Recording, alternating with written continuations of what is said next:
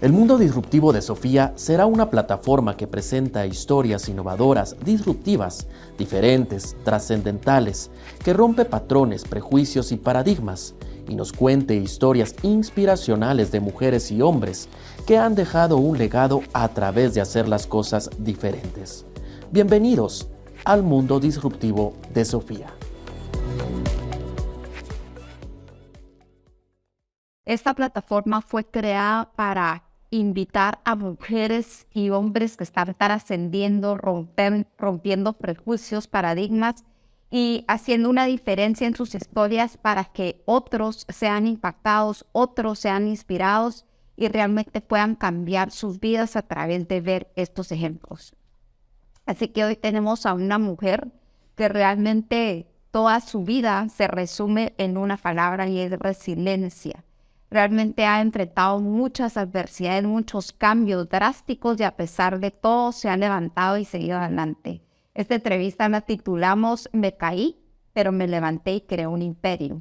Así que hoy vamos a estar del lado personal, emocional, mental y profesional de una mujer espectacular que ha trozado mundos, que ha trascendido a otros y nos va a contar desde un área muy vulnerable qué fue lo que pasó atrás de todas estas bambalinas. Así que bienvenida, Sarita. Muchísimas gracias, Sofía. Como siempre, para mí es un gusto acompañarla y compartir sobre todo experiencias que le puedan sumar a los demás, porque siempre he dicho que de nada sirve aprender tanto si uno no lo puede compartir. Y eso sí me gustaría remarcarlo porque es cierto, Sara ha llegado a todas mis conferencias, a todos mis programas de radio, a todos mis eventos, ha sido por muchos años juez de una competencia global que se llama Global Student Entrepreneurship Award, que lidero todos los años, y el aporte de Sara como juez acá Emprendedor los ha marcado y ha marcado una diferencia. Así que no solo a nivel personal, sino que profesional la admiro mucho, la quiero muchísimo. Igualmente. Y quisiera que nos empezara contando su historia de niña, que fue tener a un papá cubano, a una mamá bastante sumisa al lado de sus hijas, ¿verdad? Y de dónde sale esta mujer tan fuerte, tan segura. ¿Qué pasó en esa niñez y en esa adolescencia? Pues de la niñez tengo recuerdos muy gratos, Sofía, muy gratos porque mi niñez fue relativamente normal, muy sana, muy distinta a una niñez de hoy en día. Nosotros vivíamos en una casa muy grande en Oakland, que mis papás rentaban en aquel entonces. Entiendo que ahora hay una gran iglesia ahí. Entonces yo tuve mucho lugar donde correr y tenía gallinitas y cerditos. Y yo estudiaba en una escuelita que estaba a la par casi de la casa donde vivíamos. O sea que mis compañeros digamos, de estudios en mi niñez, pero hablo de niñez pequeña, era una escuelita, hasta recuerdo el uniforme a cuadros, blanco con negro, y después ya pasé a estudiar en un colegio del centro, el Sagrado Corazón, que quedaba en la 9ª Avenida y 14 Calle. Yo no vengo de colegios, es más, mi inglés, yo llegué a grande que mi inglés era muy deficiente porque no había ni exigían el inglés en ese entonces. Pero conforme me fui abriendo la puerta, la necesidad misma me obligaba a ir haciendo un upgrade muy grande, pero muy grande, que es más fácil aprender de niña, pero yo no tenía esa oportunidad. Sí, mi padre era un padre cubano, un hombre muy trabajador. Él fue mi ejemplo y mi muestra hasta el día de hoy de la importancia de trabajar, pero de trabajar haciendo lo que a uno le gusta. Era un hombre relativamente escueto en su forma de expresar su cariño. Me hizo mucha falta un hombre cariñoso en mi vida.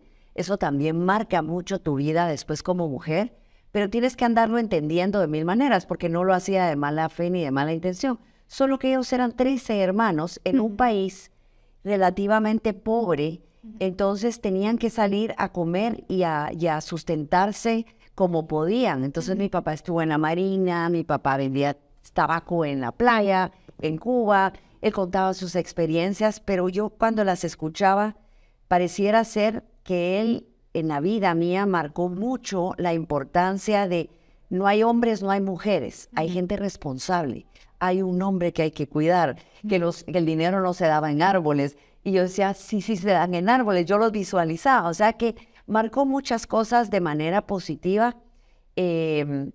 Y todo he tenido que aprender a ir perdonando con un poquito de PNL todo lo que a mí me hubiera encantado, pero siempre nosotros, las personas ya cuando llegamos a cierta edad culpamos a los papás de todo, ¿verdad? Uh-huh. Pero no nos damos cuenta que todos cargamos un exceso de equipaje, no hay un manual, uh-huh. Y entonces nos toca perdonarlos, y digo perdonarlos en buena lid, porque no hay nada que perdonar, los pobres hicieron lo que pudieron, uh-huh.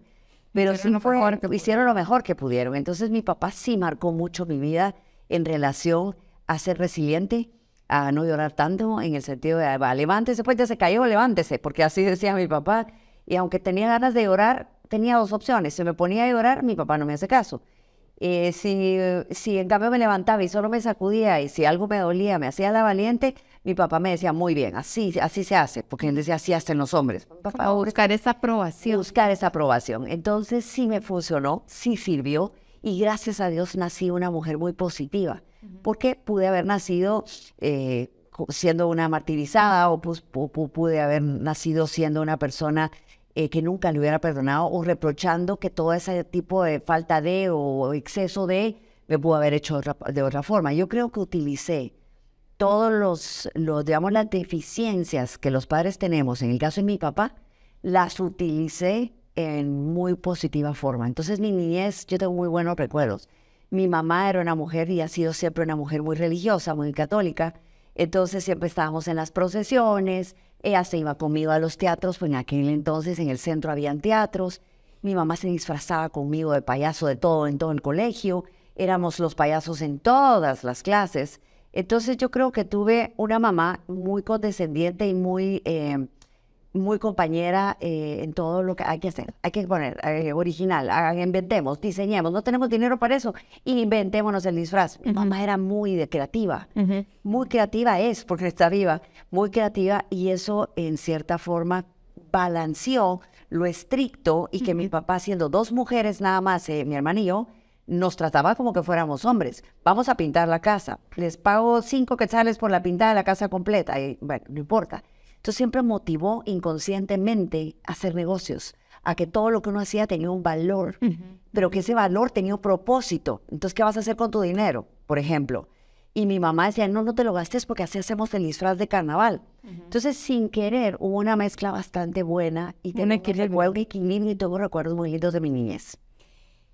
Coincidimos, tanto usted como Emilio Méndez, como Philip Wilson, como Maud Cárdenas, que vino hoy, Silvia Tenenbaum, Silvia Penaos y yo, y creo que escucharla a usted también, de haber estado en colegios católicos, sí, o solo de hombres o solo de mujeres, muy tradicionales, sí, y todos, no sé si usted, nos sentíamos como atrapados, como que de verdad esos límites y esas reglas, ¿verdad? Hasta dónde pueden llegar. Ya después viene su adolescencia y ya usted toma las decisiones de la carrera que iba a estudiar, de dónde iba a vivir, con quién se iba a casar, en qué momento pasa esa niña dependiente de un papá que la concientizó y una mamá que la animó a ser una adolescente adulta independiente. ¿Cuándo empezó a tomar ya sus decisiones? Bueno, las decisiones, yo conozco adultos mayores que hasta la fecha no toman decisiones. Eso sí es muy relativo.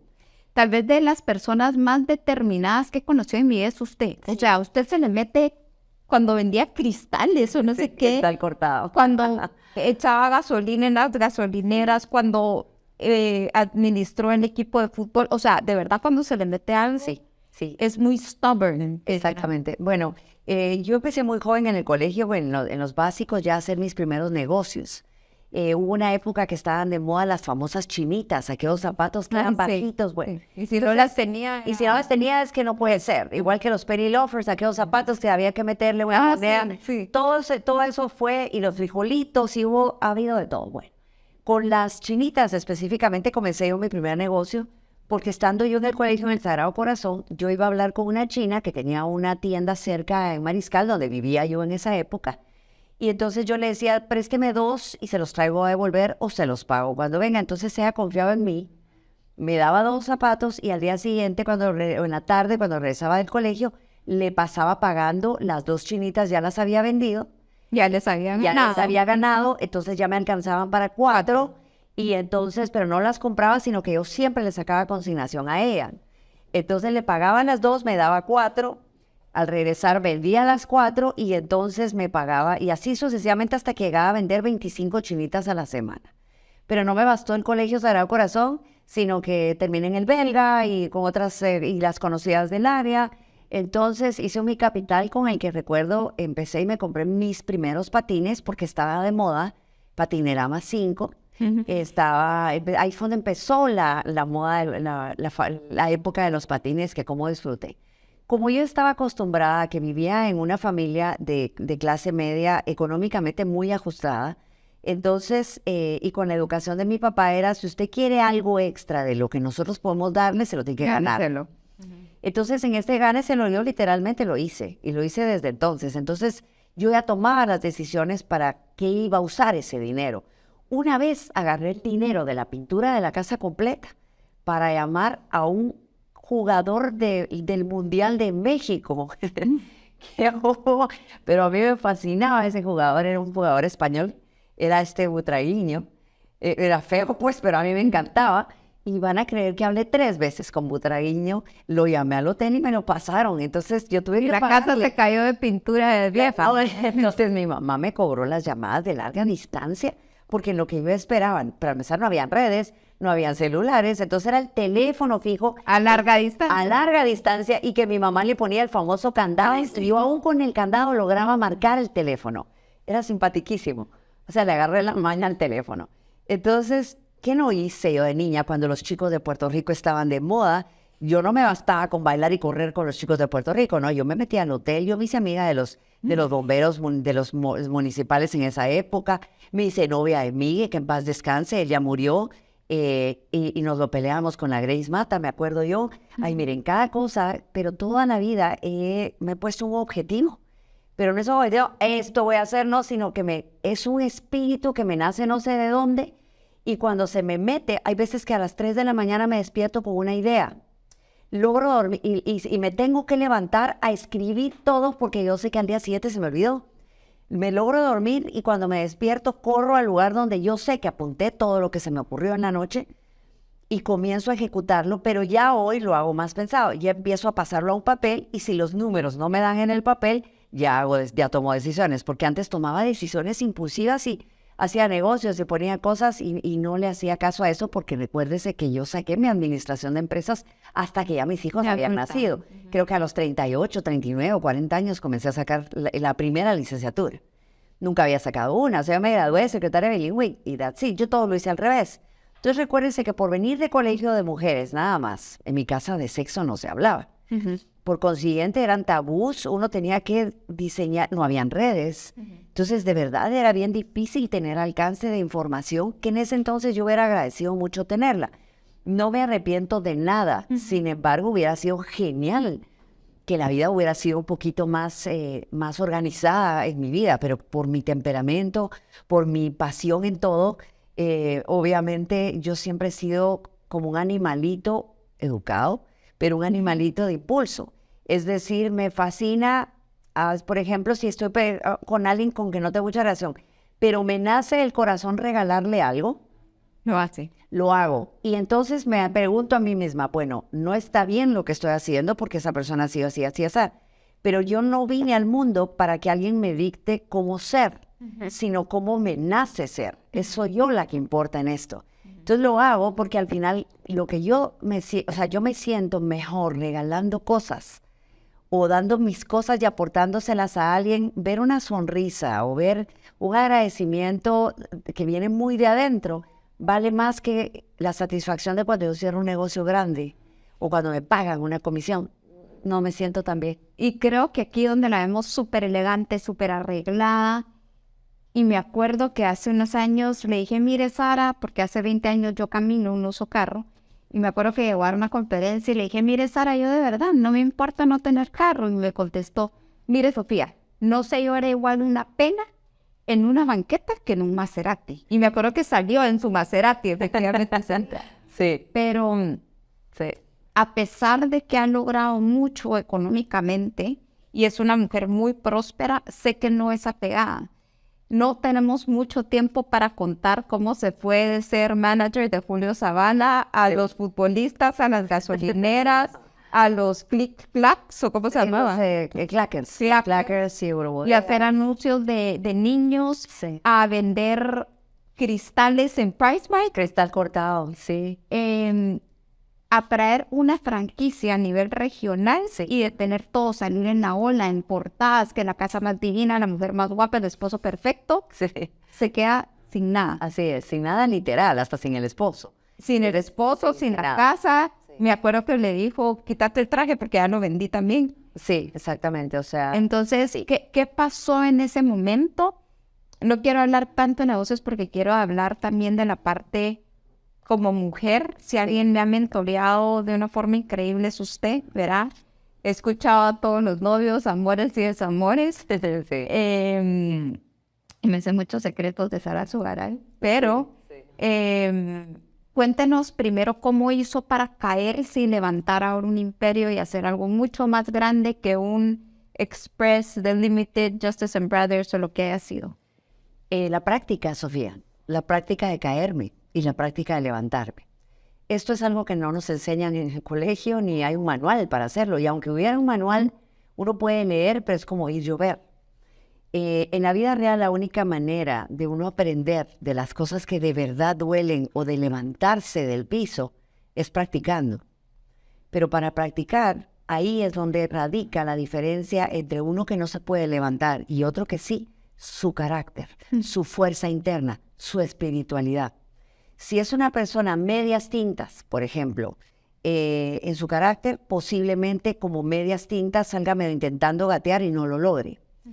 Si no es una persona muy segura de sí misma, posiblemente no lo logre porque primero se tiene que autoconvencer de que puede salir de ahí.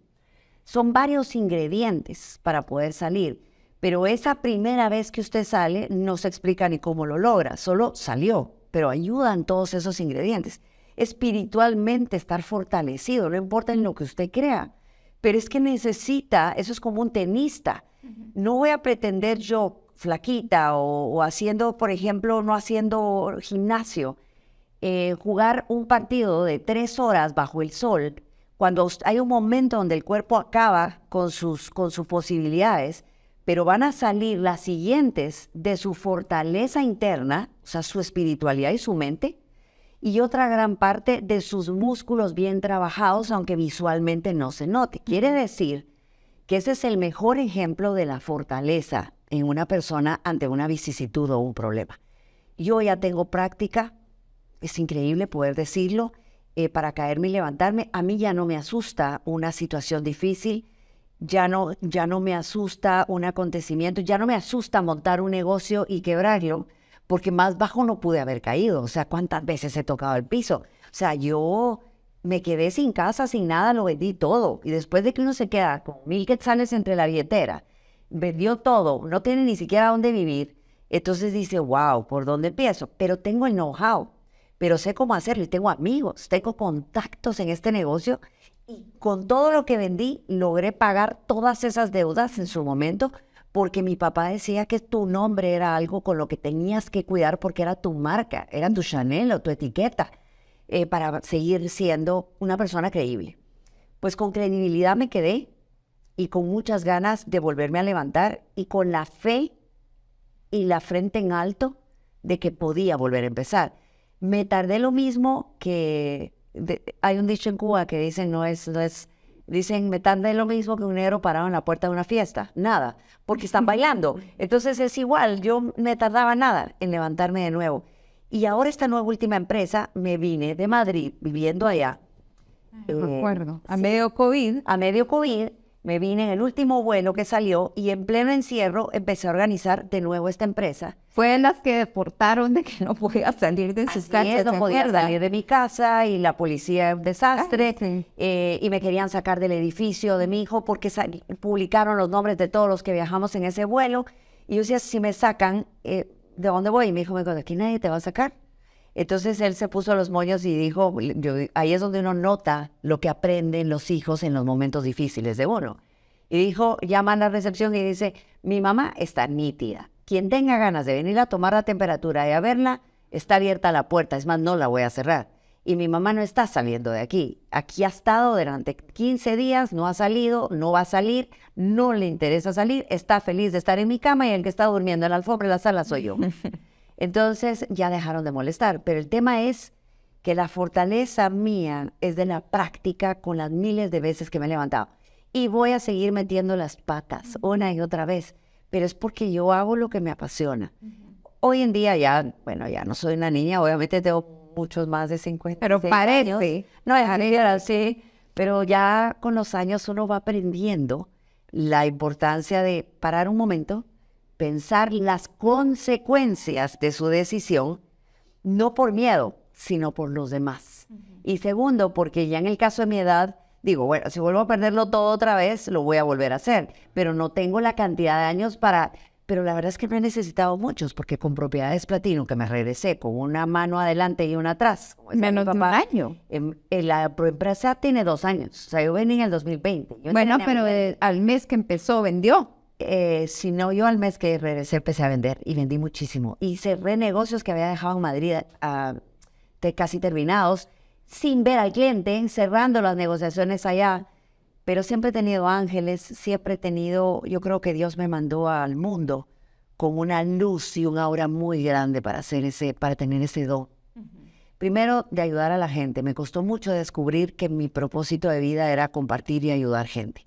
Entre más ayudo, mejor me va a mí. Es cierto, Sara es mentora, asesora y bueno, líder de un equipón de gente. ¿Cuántos son ya? Ya somos 18 y vamos para 21. Buenísimo. Sí, Me contó alguien por ahí que les para una conferencia. sí. Fui a dar una conferencia. Me fueron a dar una conferencia y ahora va más gente porque estoy invirtiendo. En vez de invertir en publicidad de mis propiedades, yo invierto en mi equipo, en su vida personal, en que crezcan. Bueno, y ellos hablan mucho. Realmente su equipo es el fruto de ustedes. Sí, Todos. sí. O sea, ha crecido Patty. Sí, Creció todos han muchísimo. crecido mucho, han logrado sus metas, pensaron que no era posible aún con la edad.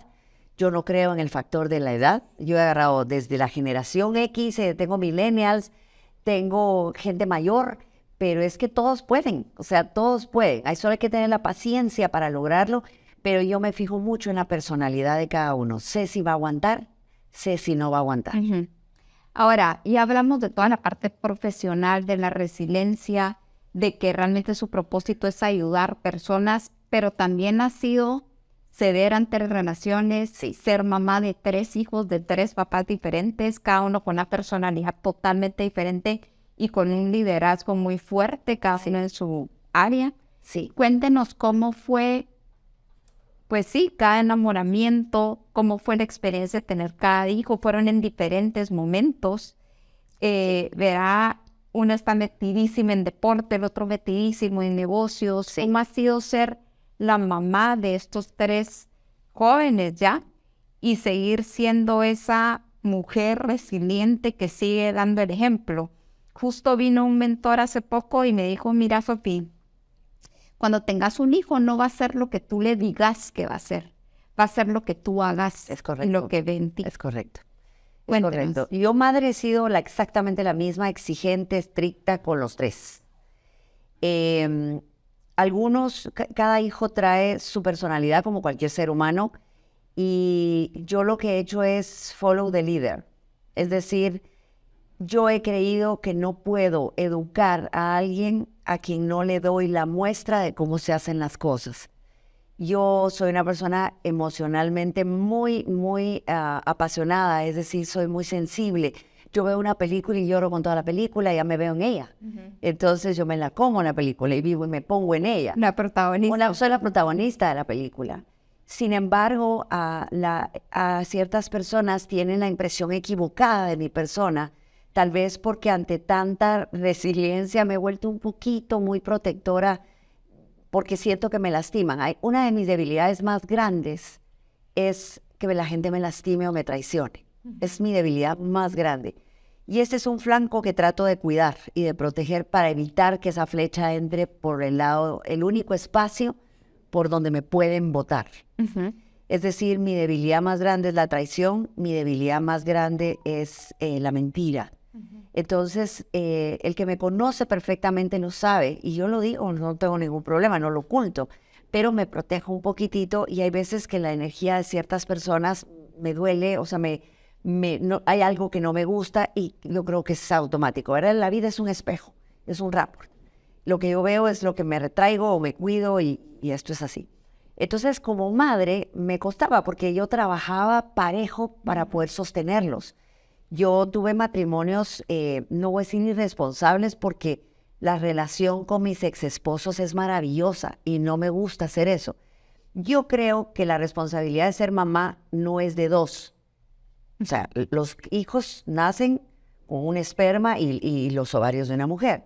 Sin embargo, las mujeres, sobre todo las latinas, responsabilizamos a los hombres de su obligación económica y paternal, cuando su obligación más importante es el amor paternal, porque el hombre hace un lugar muy importante. Entonces las mujeres lo que hacemos es hablarles mal del papá, echarles la culpa de todo y de la parte económica. Y yo asumí la responsabilidad económica 100%, entonces yo tenía un motor de vida que eran ellos. También he creído que los hijos van después de uno. Primero soy yo. Esto es como en el avión. Yo no pretendo darle el oxígeno al de al lado, y se lo explican cada vez que se monta uno en un avión, si primero no se ha puesto usted la mascarilla. Eso es igual. Los hijos se van a ir. Usted se queda. Entonces, yo voy primero. Yo tenía que llenar mis expectativas como mujer, tenía que llenar mis expectativas como empresaria, tenía que cubrir un presupuesto para poder pagarles a ellos. Yo empezaba haciendo paquetíos de los buses, se recuerda que se nos contaba, la comida. Yo he empezado de verdad, de hacer paquetíos hasta un punto donde siempre he tratado de que ellos tengan lo mejor, porque es importante con quién se rozaban y con quién estudiaban, porque iban a ser sus compañeros, sus partners o lo que fuera en el futuro. Entonces en eso sí me esforcé mucho. Siempre les decía, cuando tenía que salir, salía y buscaba quien me cubría, pero yo nunca he antepuesto mi maternidad antes de mis sueños o mis negocios o yo como mujer. Sin embargo, mis hijos son excelentes hijos. Cada quien con su personalidad. Yo no soy la responsable ni la culpable de sus éxitos o sus fracasos. Es más, no traje un manual de ser mamá perfecta porque nadie lo tiene, lo que hablamos al principio, pero les he enseñado a que si algo de lo que yo hice les perjudicó en el camino, primero que me perdonen, y segundo, que yo les cuento cómo se puede quitar ese exceso de equipaje en paz hoy en día, que hay tantos programas y se habla tanto de todo eso, que en mi época no. Creo que uno puede ser feliz perdonando los errores de los demás, tratando de entender. Hay una película que se llama La Cabaña, que le enseña a uno que uno es muy fácil para juzgar al otro o a la otra, pero porque no está en sus zapatos, pero porque se le olvida que tiene un exceso de equipaje y está lidiando con él. Por eso actúa como actúa. Es más fácil juzgar. Entonces yo a mis hijos desde el principio les he dicho que si en algo cometí errores, porque de plano cometí muchos errores, que me perdonen, pero que salgan adelante y que vean lo que yo he hecho.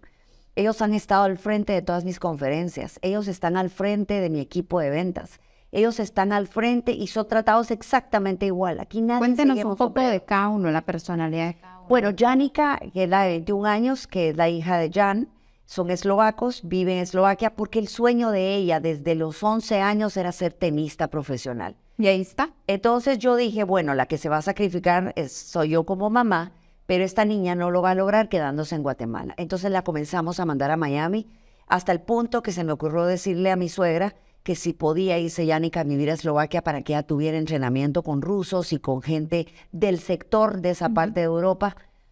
Fue duro porque con el tiempo Janica se sometió a mucho dolor sin yo saberlo, y ella lo que veía era mi mamá me sacó, pero ella nunca se dio cuenta de eso. Hoy en día Janica ya lo superó y Janica sabe perfectamente lo que yo hice, y eso la volvió una persona mucho más fuerte.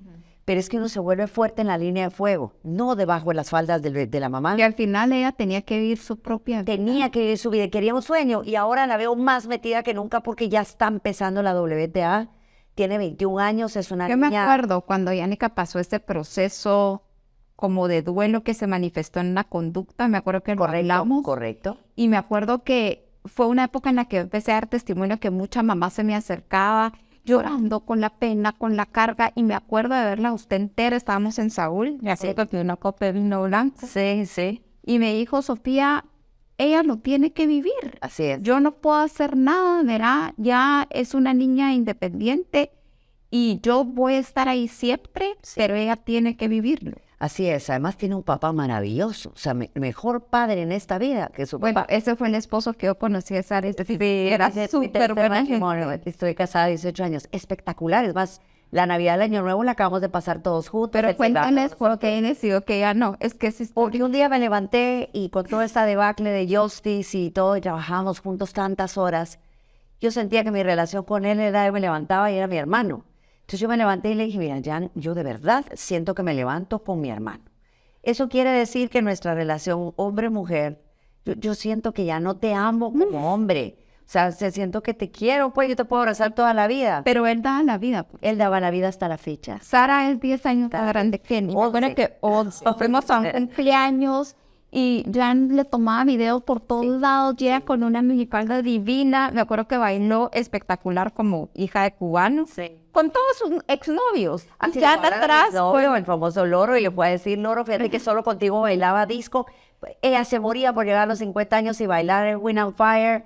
Y eso hicimos exactamente. Es decir, yo no me gustan el narcisista, ese tipo de hombre o mujer, no comparto con esto. A mí me gusta cuando una pareja crece porque yo estoy feliz porque sé exactamente qué sueños tiene, que lo empujo a hacerlo. El riesgo de empujarlo tal vez sea perderlo, pero entonces no amo suficiente. ¿Y cómo fueron las otras dos relaciones y cómo fueron? Bueno, la primera fue porque metí la pata, porque no había dónde ver cómo era el problema del sexo. Entonces yo creo que ese día, sin saber cómo era, ni me enteré. Pero quedé embarazada. Quedé embarazada, con la primera vez, como diría la puntita, así quedé embarazada. O sea, fue mi hijo mayor, el que tiene 36 años, un papá irresponsable, 100%, que nunca vio a su hijo, encontrarlo cuando mi hijo era mayor y que mi marido, el tercer marido, le dijera, mira, te presento, ¿sabes quién es? No, pues te cuento que es tu hijo y que mucho gusto. Eso para él fue un golpe muy duro. Esto fue duro, pero este hijo es un hombre que va a luchar toda su vida por fortalecerse, porque esa paternidad yo nunca la pude sustituir, ni lo podría hacer. Al padre no lo sustituye nadie. Entonces, a pesar de que ya mi ex marido amaba a mis hijos, él el día que se enamoró de mí, se enamoró de mis hijos y agarró el equipaje completo. Ese fue el tercer matrimonio.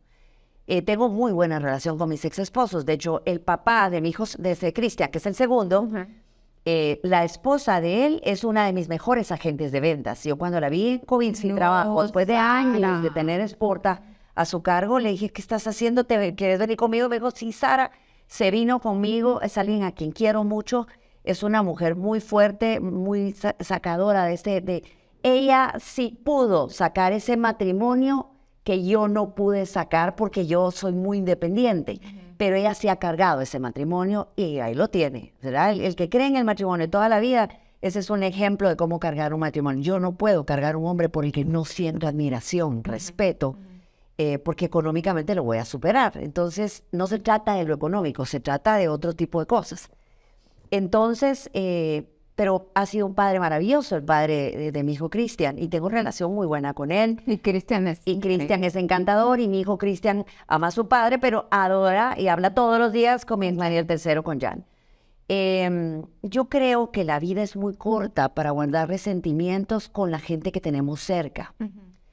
Yo creo que cuando aprendemos a ser desapegados, no solo de lo material, también nos aprendemos a desapegar de las personas y de comprender por qué hizo lo que hizo. Pero no deja de ser el padre de mi hijo o de lo que yo hice, pero soy la madre de sus hijos. Yo creo que los hijos buenos son los que aprenden del ejemplo, volviendo al tema. Y yo he cometido muchos errores en mi vida, pero soy una mujer muy pasional en cuanto a mis sentimientos. Yo prefiero morirme mañana. Si me voy a morir mañana, quiero estar segura que hoy le dije a usted y a todos los que no conozca que me oyen lo que de verdad pienso de la vida y irme satisfecha conmigo misma. Si yo tengo que enamorarme hoy de alguien que, no porque tenga, pero siento que me estoy enamorando de alguien que conocí, que lo veo venir y siento que me derrito, Yo prefiero eso que estar en un matrimonio y en una vida que no lo soy, que no soy feliz, que no siento. Es que es tan cortita la vida que si no siento compasión, si no siento con amor, yo sí la voy a querer, la quiero con todo.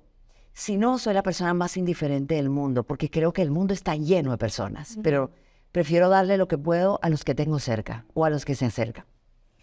Me encantaría quedarme todo el día hablando con Sara. La verdad es que sí hacemos nuestras dates de horas, ¿verdad? De almuerzo, y la verdad es que esas sobremesas han sido muy enriquecedoras. He tenido a muchas emprendedoras que se han acercado y la primera sesión ha sido dura. Hemos visto emprendedoras llorar por la confrontación de Sara y luego se vuelve esta maestra, esta líder maravillosa que realmente ha transformado vidas. Así que de mi parte al público les digo que ha marcado mi vida. Gracias. Y ha marcado la de muchas, lo sé. Así que siga compartiendo, verá, toda esa experiencia de ser mujer y ser mujer integral, profesional, emocional, mental, etc.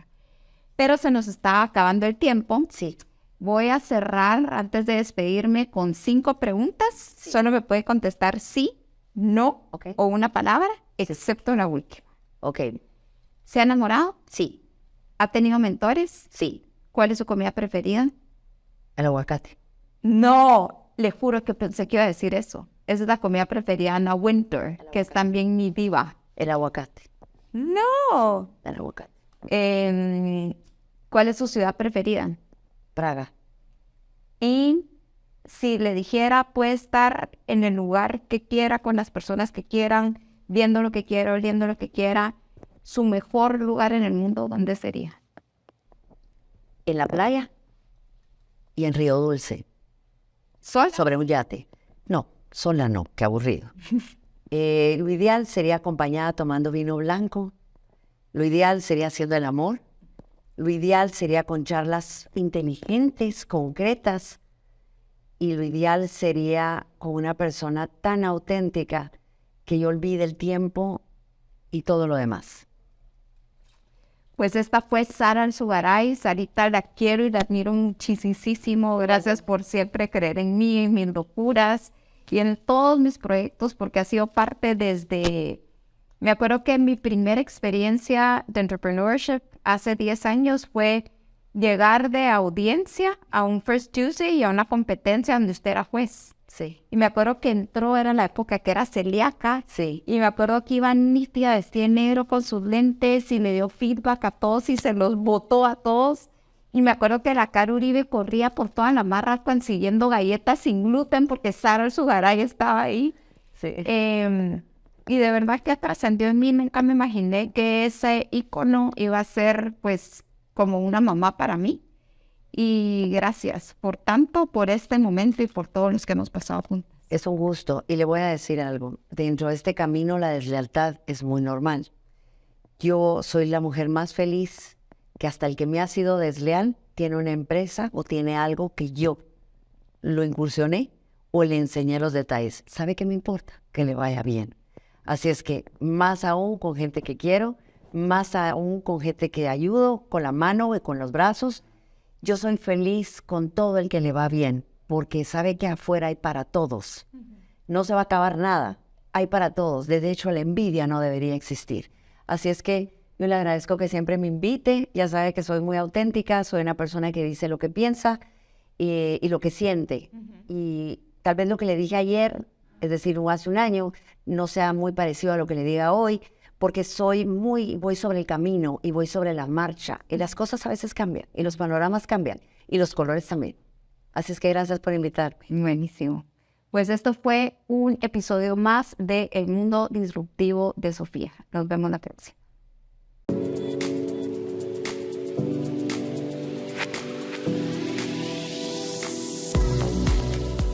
El Mundo Disruptivo de Sofía será una plataforma que presenta historias innovadoras, disruptivas, diferentes, trascendentales, que rompe patrones, prejuicios y paradigmas, y nos cuente historias inspiracionales de mujeres y hombres que han dejado un legado a través de hacer las cosas diferentes.